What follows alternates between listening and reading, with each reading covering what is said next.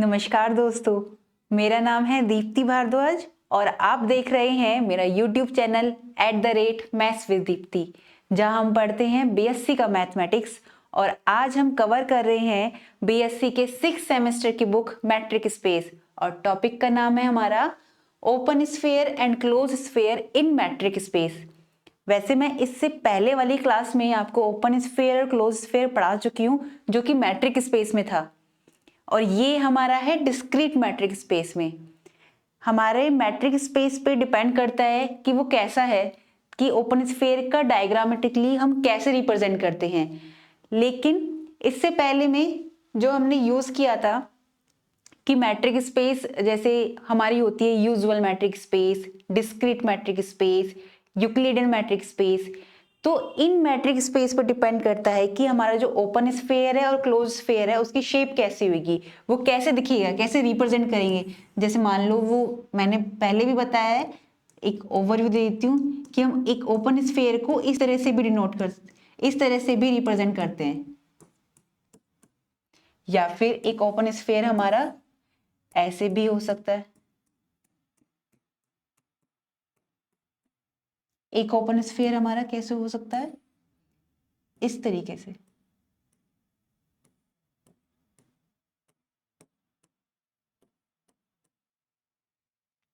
ये किस पे डिपेंड करता है, हमारे XD मैट्रिक स्पेस पे।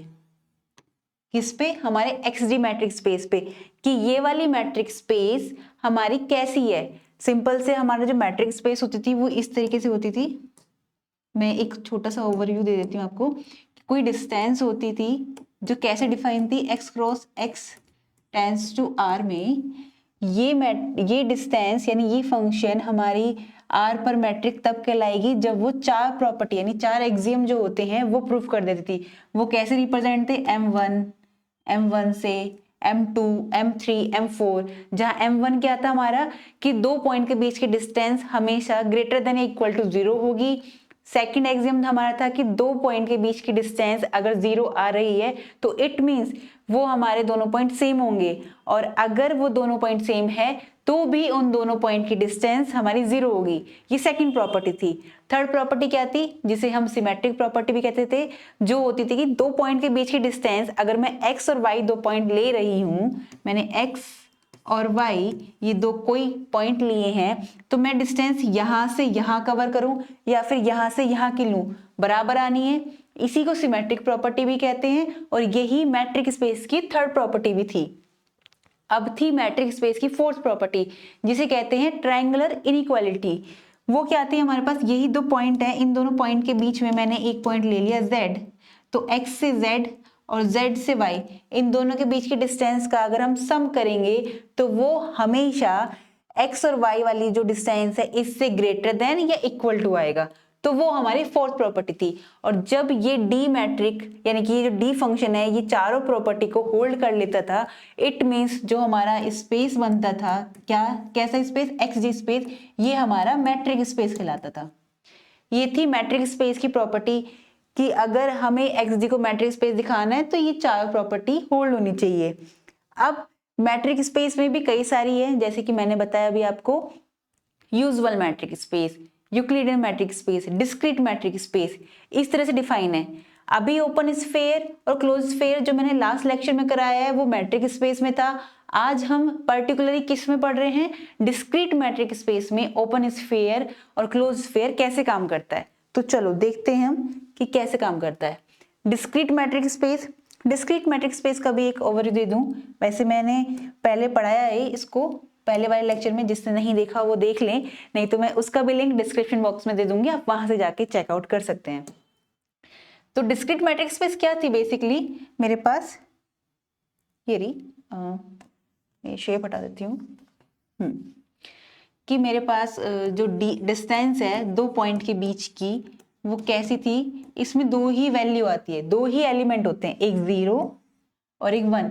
0 कब होगी, जब x is equal to Y, यानी कि ये दोनों पॉइंट सेम होंगे, और 1 कब होगी, जब x does not equal to y होगा। तो ये दो पॉइंट ही आते हैं, और ये दोनों के दोनों मैट्रिक स्पेस की चार प्रॉपर्टी होल्ड करते हैं। ये मैंने प्रूफ करा रखा है आपको पहले लेक्चर में। जिसे नहीं देखा हो वो जाकर देख ले, मैं लिंक दे दूंगी आपको डिस्क्रिप्शन बॉक्स में। तो यहाँ पे इन शॉर्ट में मैंने डेफिनेशन बताई है कि x कोई नॉन एम्प्टी सेट होगा। हमेशा हम नॉन एम्प्टी सेट पे काम करते हैं, कभी एम्प्टी सेट पे काम नहीं करेंगे मैट्रिक्स स्पेस में, अभी फिलहाल के लिए। आगे आएंगे थ्योरम जो हम फाई पर भी काम करेंगे, पर अभी डिस्क्रीट की बात कर रहे हैं तो x does not equal to phi होना चाहिए। और d क्या है, ये डिस्क्रीट मैट्रिक्स स्पेस है जो इस तरह से डिफाइन है कि 0 और 1 दो वैल्यू है। 0 कब है, जब x इज इक्वल टू 0 है, और 1 तब है जब x does not equal to y है। तो हम यहाँ पर केस लेकर चलते हैं कि r की वैल्यू, हम 3 केस लेकर चलते हैं कि r जो है 0 से 1 के बीच में वेरी करेगा, तब क्या वैल्यू आती है ओपन स्फीयर की। r की वैल्यू जब मैं 1 लेती हूँ, r क्या है यहाँ पर, रेडियस है, r की वैल्यू जब मैं 1 रखती हूँ तब क्या वैल्यू आती है ओपन स्फीयर की। और अगर r की वैल्यू ग्रेटर देन 1 रखती हूँ तब ओपन स्फीयर की वैल्यू क्या आती है। अब यहाँ पर ये वाली बात आती है कि हमने r को 1 पे बाउंड क्यों कर रहे हैं, कि 0 से 1 ले रहे हैं या फिर 1 ले रहे हैं इक्वल टू, या फिर 1 से बड़ी ले रहे हैं। हम इसलिए कर रहे हैं 1 से क्योंकि डिस्क्रीट मैट्रिक्स स्पेस में 0 और 1 दो एलिमेंट है, इसलिए हम 1 से देख रहे हैं यहाँ पर।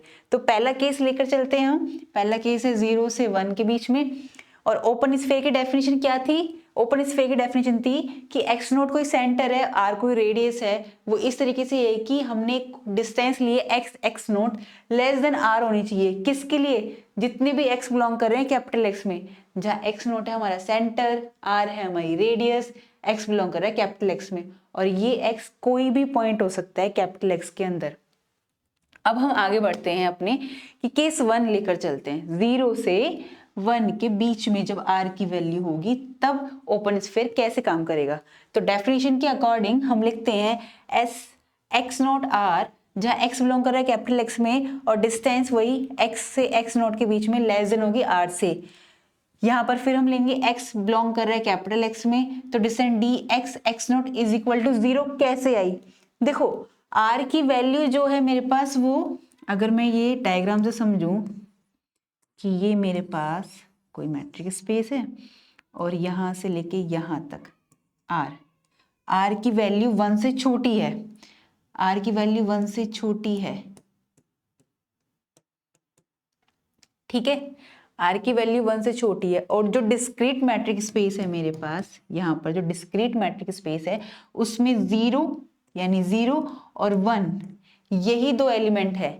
तो इट मीन्स 1 वाले पे तो काम वो करेगा ही नहीं, क्योंकि r की वैल्यू खुद अपने आप में 1 से छोटी है, तो r पे तो काम करेगा नहीं। इट मीन्स x की वैल्यू जब y के बराबर है, यानी x और x नोट जब बराबर है, यानी कि जब x बराबर है x नोट के, क्योंकि हम यहाँ पर डिस्टेंस किसके ले रहे हैं, x नोट के बीच के ले रहे हैं डिस्टेंस, तो अगर ये बराबर है तभी उसकी वैल्यू 0 आएगी। और दूसरा केस क्या बनता है, अगर x does not equal to x naught है तो उसकी वैल्यू 1 आनी चाहिए, पर 1 क्या इस स्फीयर में आएगा, नहीं आएगा। क्यों, क्योंकि रेडियस ही इसकी 1 से छोटी है, तो वो इसके अंदर आ ही नहीं सकता, तो उसको हम कंसीडर ही नहीं कर सकते।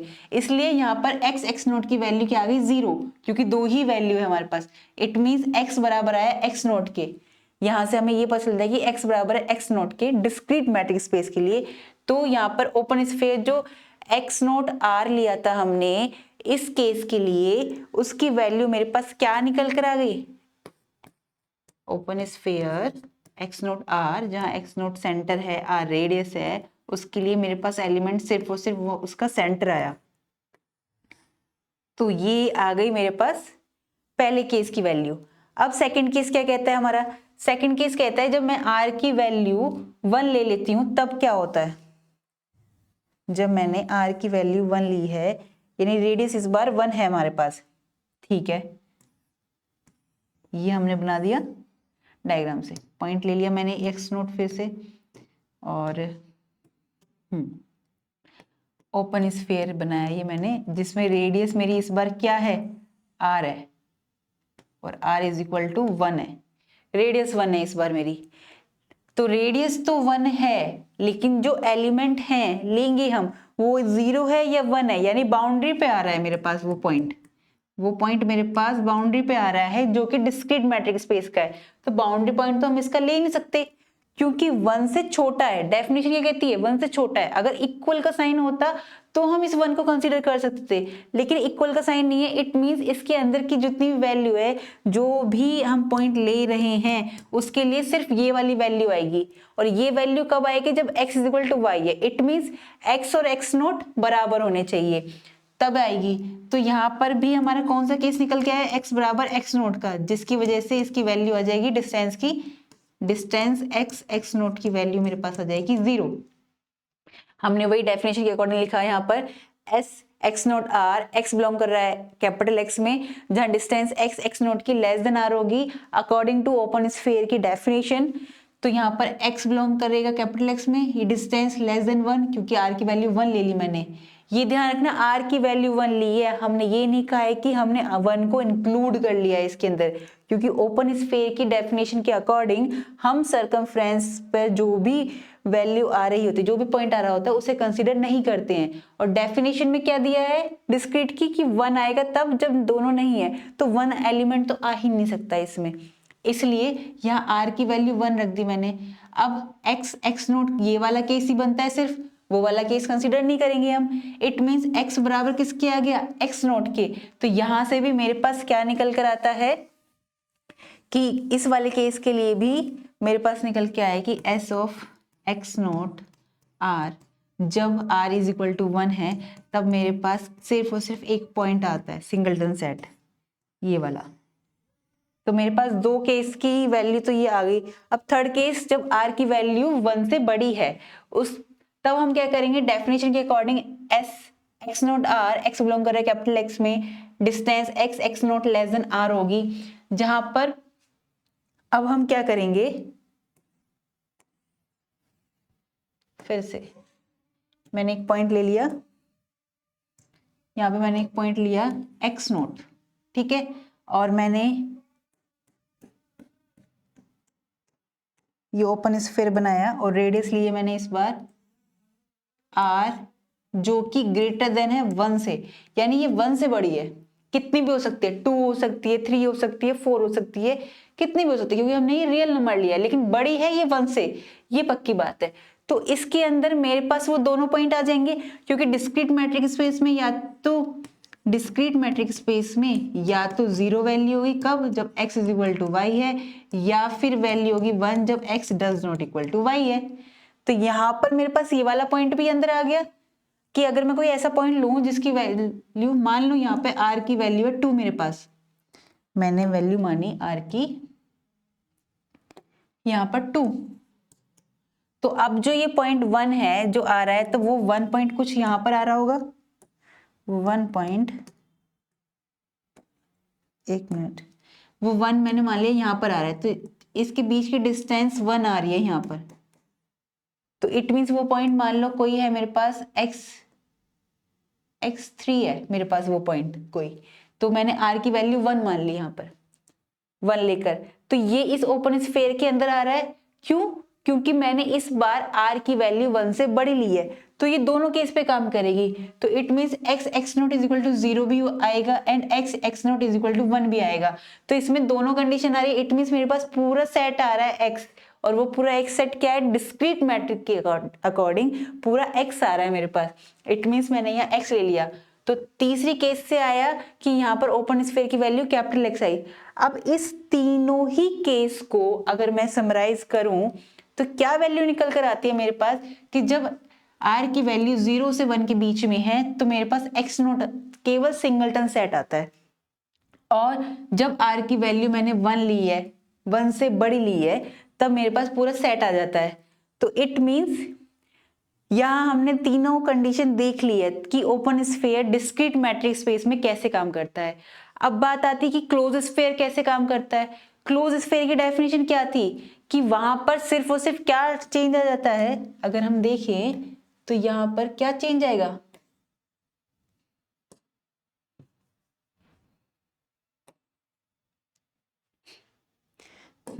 चलो आगे वाले पेज पे करते हैं। क्लोज स्फीयर में क्या होता है, डिस्टेंस है हमारे पास, ये डिस्टेंस, क्लोज स्फीयर को हम ऐसे रिप्रेजेंट करते हैं x note r is equal to x belong करेगा कैपिटल X में, उन सभी स्मॉल x के लिए जो कैपिटल X में बिलोंग करेंगे, distance x naught less than equal to r होगी। इट मीन्स यहाँ पर उसकी बाउंड्री के पॉइंट भी लिए जाएंगे, यानी कि सर्कमफ्रेंस के पॉइंट भी लिए जाएंगे। ये मेरे पास कोई मैट्रिक स्पेस है, मैंने कोई पॉइंट लिया x नोट और मैंने एक स्फेयर बनाया, रेडियस r लेकर मैंने एक स्फेयर बनाया जो इस बार कैसा है, जो इस बार ओपन नहीं होकर वो इस बार क्लोज्ड है। इट मीन्स इस बार अगर कोई पॉइंट आएंगे इसकी बाउंड्री पर कोई भी पॉइंट आएगा, दिख नहीं रहा, इसकी बाउंड्री पे कोई भी पॉइंट आता है तो उसको कंसीडर किया जाएगा, उसे इसके अंदर इंक्लूड किया जाएगा। तो अगर इसके अकॉर्डिंग मैं डिस्क्रीट मैट्रिक स्पेस में ही उसी एग्जाम्पल को लेकर, उन्हीं तीनों केस को लेकर चलूं, तो मैं क्या देखती हूँ यहाँ पर कि पहले केस में अगर मैं लेकर चलती हूँ कि r 0 से 1 के बीच में है, तो यहाँ पर डेफिनेशन में क्या आ जाएगा, क्लोज स्फेयर की डेफिनेशन के अकॉर्डिंग ये क्लोज्ड बन जाएगा और यहाँ पर आ जाएगा इक्वल टू का साइन साथ में। तो यहाँ पर x is equal to x naught तब भी आएगा क्योंकि मैंने जो इस बार ओपन स्फेयर लिया है, ये देखो यहाँ पे रेडियस जो है छोटी है 1 से, जब छोटी है 1 से तो 1 वाला एलिमेंट तो आएगा नहीं, वो तो बाहर रह गया। तो इट मीन्स इस बार भी मेरे पास 0 वाला केस बचता है, तो जहां पर x बराबर x नोट क्या आएगा, तो ये वैल्यू तो सेम आनी है, किसके लिए, ये वैल्यू किसके लिए सेम आनी है मेरे पास, जब मैं केस ले रही हूं फर्स्ट जहां r मेरा 0 से 1 के बीच में लाई करता है, तब मेरे पास close interval x note r की वैल्यू जो आती है वो सिंगलटन सेट आती है। फिर से क्योंकि 1 से छोटी जब रेडियस ले रहे हैं और 1 उसके अंदर आ रहा है, भले ही बाउंड्री पर आ रहा हो, बाउंड्री पे भी नहीं आ रहा है क्योंकि डिस्क्रीट मैट्रिक स्पेस में 1 भी है 0 भी है, तो 0 आएगा, 1 एलिमेंट नहीं आएगा। ये हो गया केस 1। अब केस 2 के लिए, केस 2 क्या था हमारा, जब r इज इक्वल टू 1 है, जब r इज इक्वल टू 1 है, केस 2 में r इज इक्वल टू 1 है और यहां पर मेरे पास फिर से इक्वल टू का साइन आ जाएगा। तो जब मैं यहाँ 1 लूंगी तो इट मीन्स बाउंड्री पॉइंट मैं कंसीडर कर रही हूँ, ओपन स्फीयर में बाउंड्री पॉइंट हम लेते नहीं थे, जब बाउंड्री पॉइंट पे मेरे पास x नोट है, ये r है, r इस बार मेरे पास 1 है, तो इट मीन्स 0 तो आ रहा है इसमें और 1 भी आ रहा है, यानी बाउंड्री पे पॉइंट आ रहा है मेरे पास। तो इट मीन्स यहां पर मेरे पास x नोट के लिए भी आएगी वैल्यू और 1 के लिए भी आएगी। तो यहां पर मेरे पास पूरा का पूरा केस आ जाता है x नोट r पूरा x आ जाएगा। कैसे, देखो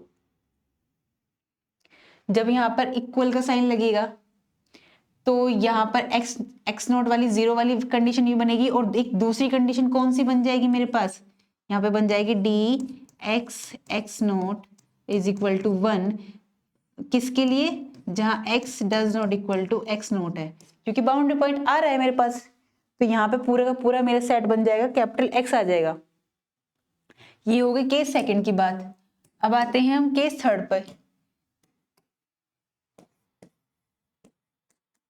केस थर्ड जहां पर r की वैल्यू ग्रेटर देन 1 ले रहे हैं, ग्रेटर देन 1 ले रहे हैं, तो इट मीन्स यहाँ पर मेरे पास क्या आएगी, अगर मैं r की वैल्यू ग्रेटर देन 1 ले लेती हूँ, मैंने r की वैल्यू ले ली यहाँ पर ग्रेटर देन 1 और यहाँ पर कहीं 1 मेरे पास आ रहा है, यहाँ पर 1 यहाँ ये रहा, क्योंकि डिस्क्रीट मैट्रिक्स स्पेस में 0 और 1 ले रहे हैं। मैं बार बार याद दिला रही हूँ आपको कि हम डिस्क्रीट मैट्रिक्स स्पेस पे काम कर रहे हैं, इसलिए 1 और 0 एलिमेंट तक ही आएंगे।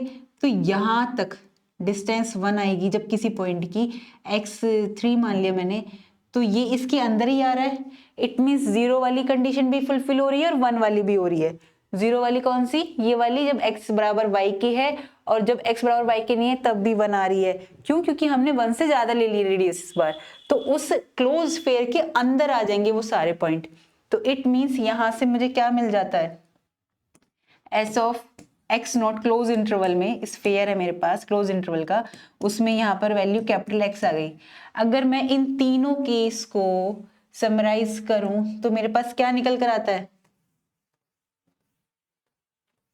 अगर मैं इन्हीं तीनों केस को समराइज करूं तो मेरे पास निकल कर आती है as close interval x naught r की वैल्यू क्या, कि जब आर की वैल्यू 0 से 1 के बीच में है तब क्या आ रहा है मेरे पास? सिर्फ एक्स नोट आ रहा है, यानी कि सिंगलटन सेट आ रहा है।